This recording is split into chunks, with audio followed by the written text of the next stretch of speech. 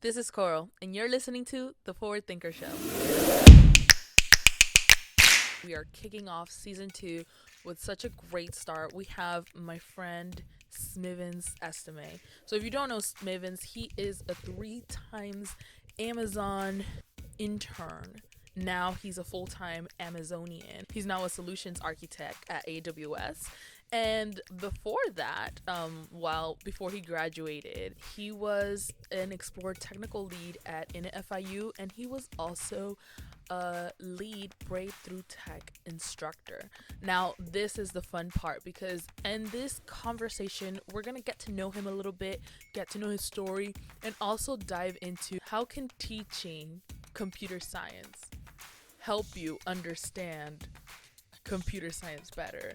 I had a great time filming this episode, and so I hope you guys enjoy it. Hello, Smivens. Hello, everyone. That's me. I'm Smivens. Hello, world. Yep. Welcome to the podcast. Thank you for having me. Yeah, of course. Smivens, before we get into the topic of the day, I do want to start. Where are you from? So, I was born and partly raised in Haiti. Mm-hmm. Yeah, I moved to America about like 10 or so years ago. Mm-hmm. I don't remember much about Haiti. You know, what I do remember is it was a struggle. You know, Yeah. it wasn't like all luxurious like here. It's not the richest of countries, right? Yeah. So certain things that we have here is just like kind of a rarity here in Haiti. Like things like power, right? Yeah. Basic things, right? It's crazy how it works, right? Like yeah. here in America, people go crazy because there's a blackout or a power outage. But in Haiti, people go crazy. It's like, yo, there's power. Go tell the neighbors, bro. Like you went from small island, no power, to freaking Amazon, dude. Yeah. We need to know how did you get started on computers? How did you get into the world of technology, especially here in Miami? Yeah. So, I got started. I want to say like the whole technological thing. Mm-hmm. Even though Haiti, like it was a struggle. Mm-hmm. But like my parents were well enough that they had like a job, Mm-hmm. which is kind of a rarity, Mm-hmm. right? And they were making some of the right money where we could afford a computer and stuff. Where we had like, I remember internet, Mm-hmm. but like on a thumb drive. It was like kind of crazy. So I took that from there. You know, every time power came in, it was like this crazy thing. But then when I moved to the U.S., I moved to like my auntie's house.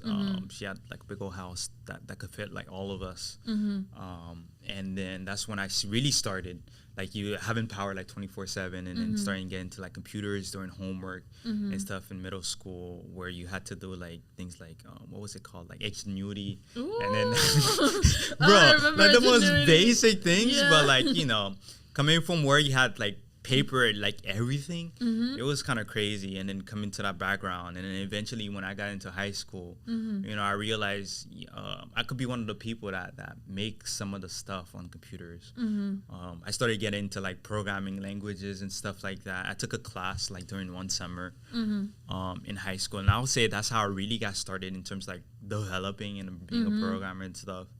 It was like I say class, but more like a boot camp. Teaches like basic of HTML and CSS. That was the whole programming. It was just literally making markup. That was like the most basic thing ever. But that's how I got started. And then from there on, I just like kept going. Just like made. However ugly they were, still like, you know, I would take the time out of my day. I wasn't even busy. I was in like high school. So like literally all my free time, instead of like being outside, I would be like inside, just like figure out, oh shoot, let me make this website. Let me do this. And then, you know, going into college and stuff, you know, I kind of found something that sounded like computers and, you know, that sounded like I would be messing with it. Computer science was that thing, so I kept up with that whole trend, and you know, eventually made it to where I am now. That's awesome. Could you tell me one of the things that I want to talk about today? Because one of the things you did to help you become a better engineer is teach others. Yeah.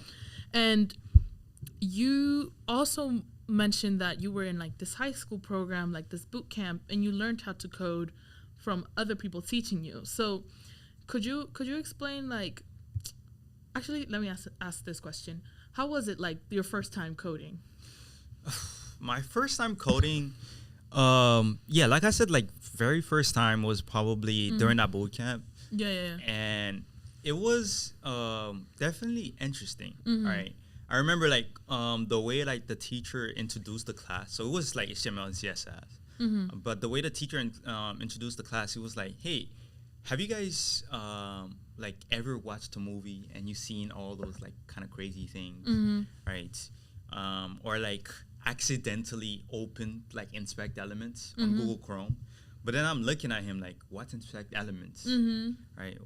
What does those words mean? And then he went like on the PowerPoint, on the projector, and then the whole thing where you accidentally like right click and then click all the way at the bottom of the menu, and then like the little side pop up and you see all the colors and all the little lines.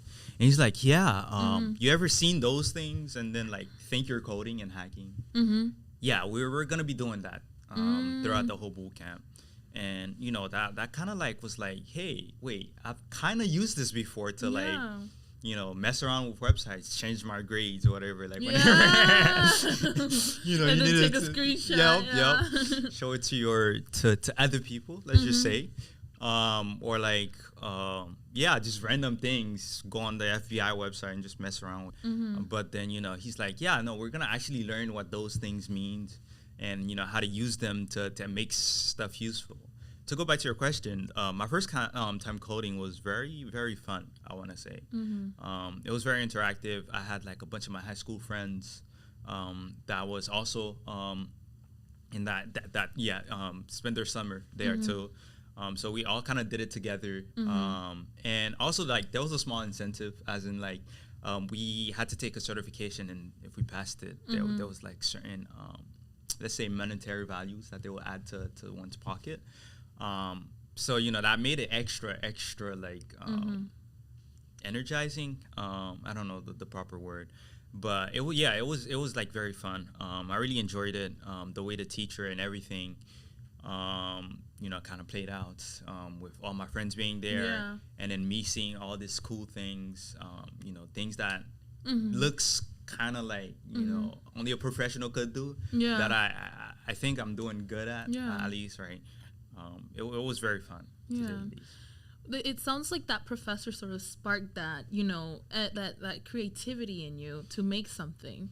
And I know with Breakthrough Tech and also with Explorer, you've taught not only kids, but you've taught beginners who are kids and then beginners who are college students. Could you explain how teaching helped you?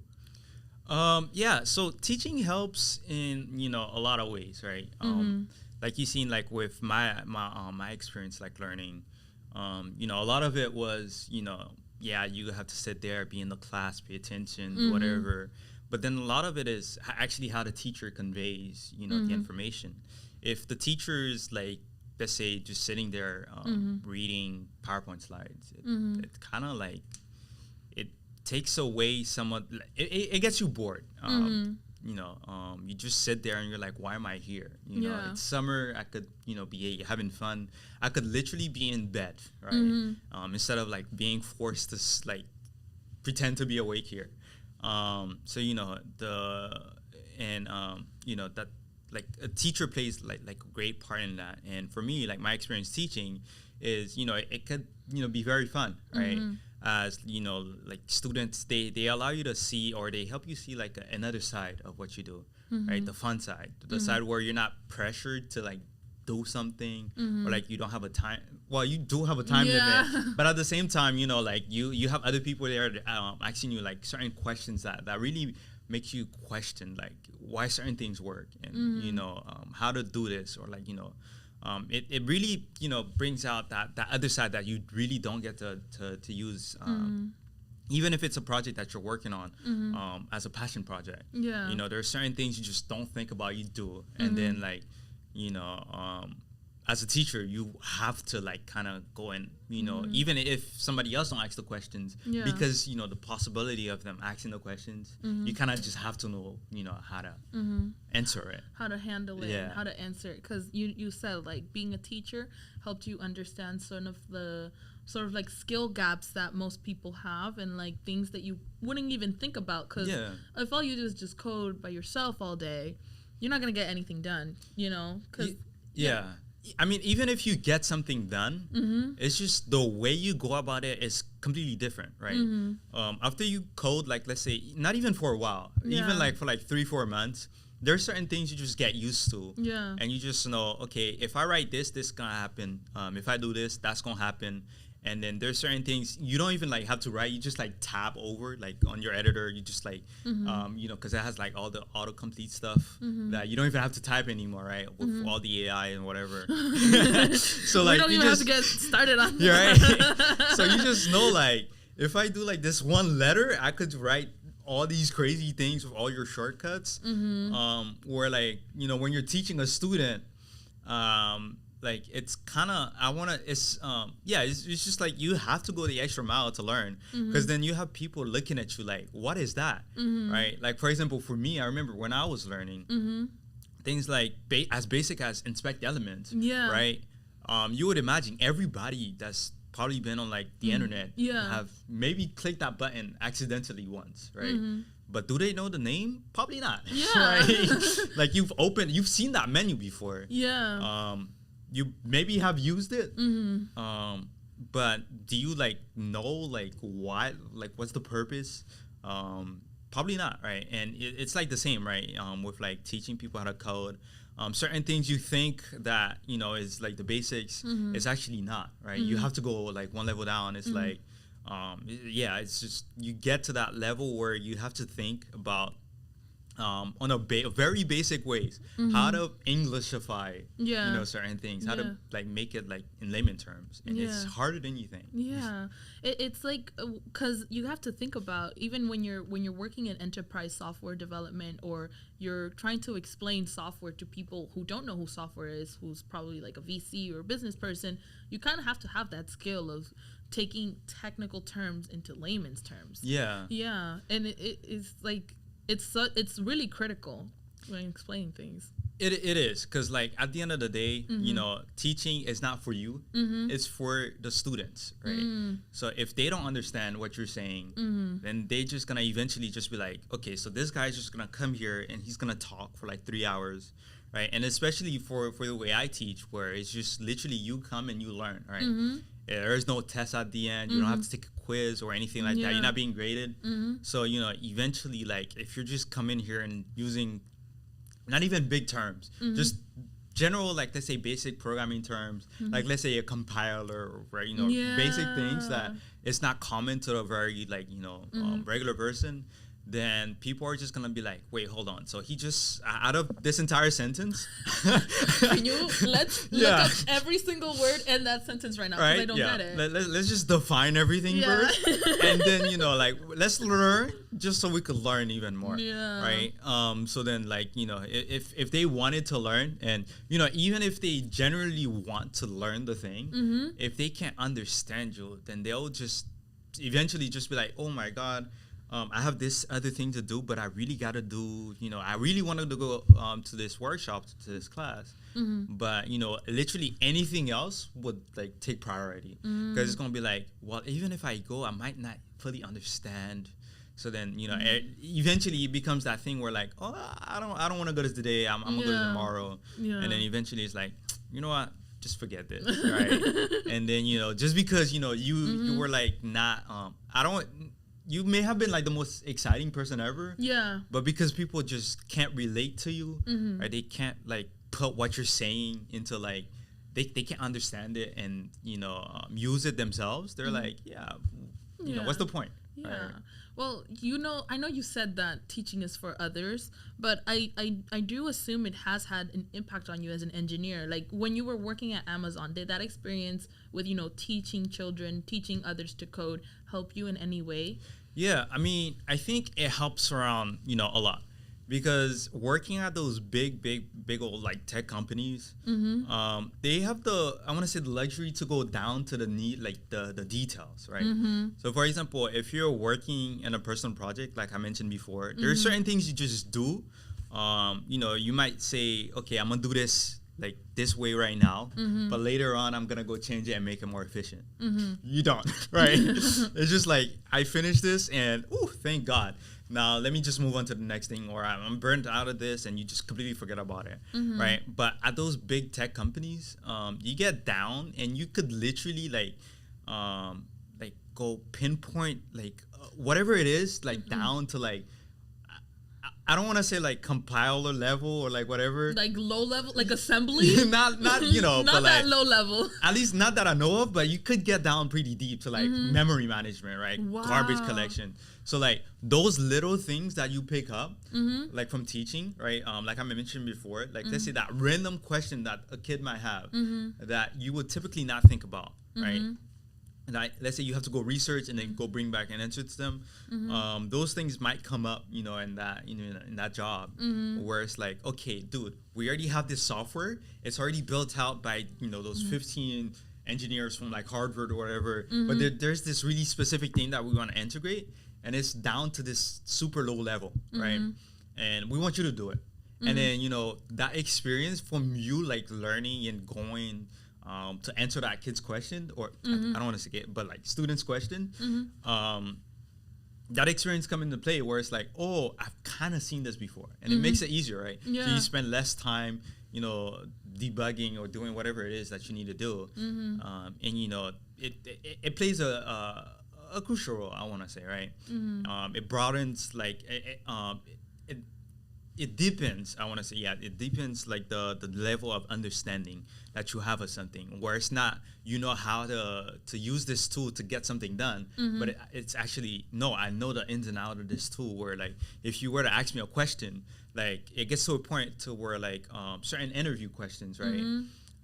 For example, certain interview questions, certain people you ask, is just like they don't even have to practice. They just kind of know, right? They just know. Right? It's like you have like a thesaurus and a bunch of experiences of like 5-year-olds going, what's a compiler? It's like, you what is Google Chrome? What's an right? extension? And then you're like, like I just pulled it out of the bag, right? How you not, right? You get me? But yeah.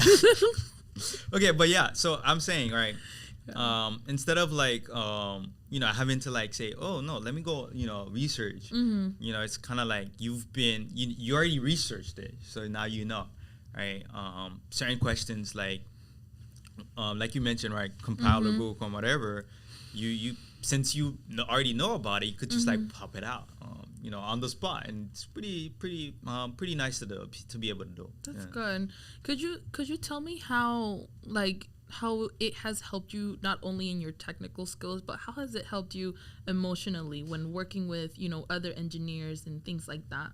Yeah, a big thing that comes with me in teaching is you get to talk a lot, right, in public, to a wide different field of audience, for lack of a better term, to where you get students that you say one word and they're like, oh, I got it. But then there's students, right, you have to go to them, right, even like, let's say, even if they may have a question, or like they don't understand something fully, they wouldn't ask, right, typically. So you have to find a way to go ahead and initiate that conversation, like, hey, are you done already? I seen you just sitting there. Are you struggling with anything? And then you have to initiate that conversation, right? And then go and find out if they're done, what else they want to do, right? Or if they're struggling with something, if they do it but they don't fully understand why, what they're doing is working or not working.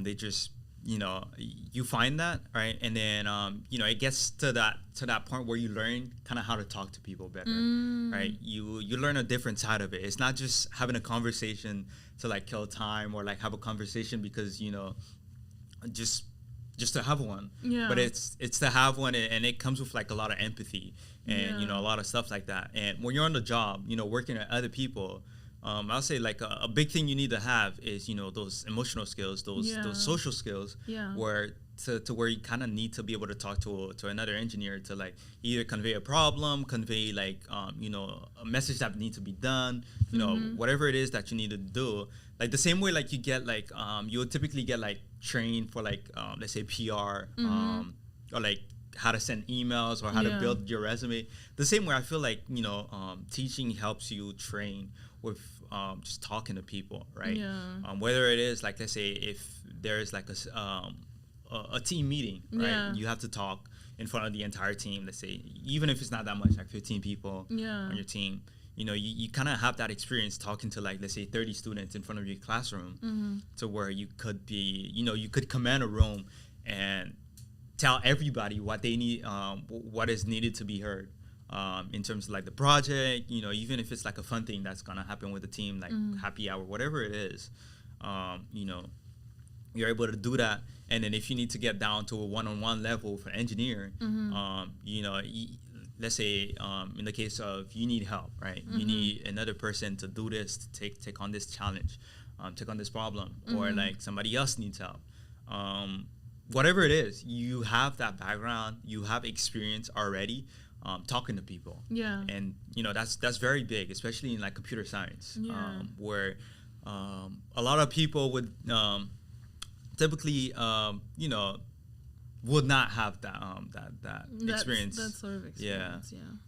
It sounds like having, you know, those interpersonal skills has helped you a lot as an engineer, especially if you are going to be an engineer for a startup, for example. That's a lot of communication that needs to happen when building something, because it's not just like, oh, you need to fix this small thing that, you know, this internal tool for this company for this little small thing. Like for a startup, the work that you do has like a much bigger impact on the product than just for like a startup, you know, even if they hire you for like, let's say a DevOps engineer, you best believe, you know, you're gonna be front end, you're gonna be working on everything, right? You're gonna be the UX, UI, you're gonna be everything, right? It's like you ever go to like let's say one of those stores, super small stores where there's like, let's say one person working at a time. That one person is restocking, they're on the cashier. You know, if you need help finding something, you know, you go to the front, and it's that one person, you know, you get to ask. So that one person is just walking around the store doing everything. And, you know, that's pretty much what it's like to be at a startup. You know, I haven't personally been like, you know, like actual startup, but, you know, from outside looking in, and from, you know, what other people that I know been in startups, that's pretty much the experience. To where, you know, you're like the middleman, not even the middleman. You're the man for a lot of stuff. You are that guy. Yeah, you are, right. Anything that they need. Him. Yeah, right. They come to you with a lot of stuff. Right. So, you know, with that, it comes with a lot of like other skills that you need. It's not just about being able to communicate on like a technical level, but it's also being able to communicate with like different technologies, right? To where like if you're working on the front end and you're talking to like, let's say the person that, if they have a person for marketing, right? The person that does marketing, you know, you have to be able to relate all that, you know, front end, back end, whatever else stuff that, oh, I did this API, but they're like, dude, what's an API? Like, what does that stand for? You know, and then you have to explain, oh, no, I made this thing that does that X, Y, Z in this way, and you know, you could, you know, this is what it does, and you know, this is how we could, you know, think about marketing it. All right, and you know, at a startup, it's very important to have those, you know, those social skills. Because like I said, like if you don't have them, then you're just gonna be building all these crazy cool stuff, but you're not gonna be able to like tell anybody about it. And that comes back to the previous thing I mentioned, to where like if people don't understand you, even if they're interested, they're eventually gonna fall out because they can't keep up, right? You know, they have to put in extra work, do extra work on their end, right? Go out of their way to understand you, right? Imagine you're talking to somebody, and out of 5 words you say, they remember 2 words that was in English. The rest 3 was computer terms, computer jargon, and then from that they're able to like mismatch spell like one of them correctly. So then when they go home, they try and Google it. After 15 tries, they get it. You know, the next time they talk to you, they're not gonna like try and understand. They're just gonna like focus on remembering what you say, so that later on they could go Google it, and then eventually, that gets tiring. Yeah. Because it's like, dude, I'm having a conversation with you now just so I can understand it like 15 billion like hours later, at home, where I can't even ask you a question about it. Exactly. And it kind of gets to the point where, if you don't have those skills, then you kind of become like a bottleneck. It's like.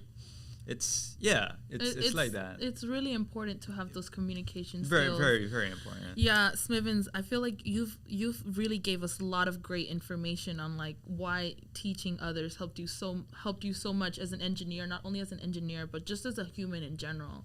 And being empathetic and the ways that it helped you, it's amazing that has been that for you, and hopefully it could be for others.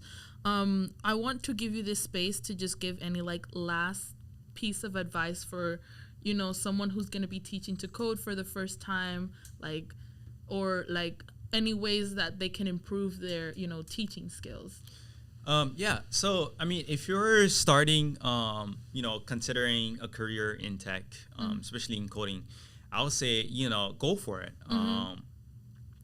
It's more it's less intimidating than you think. Right. Seeing it's not like the movies, right? I would just like point it out like that. You don't have to be this crazy guy that lives in a basement all day with no interacting with nobody.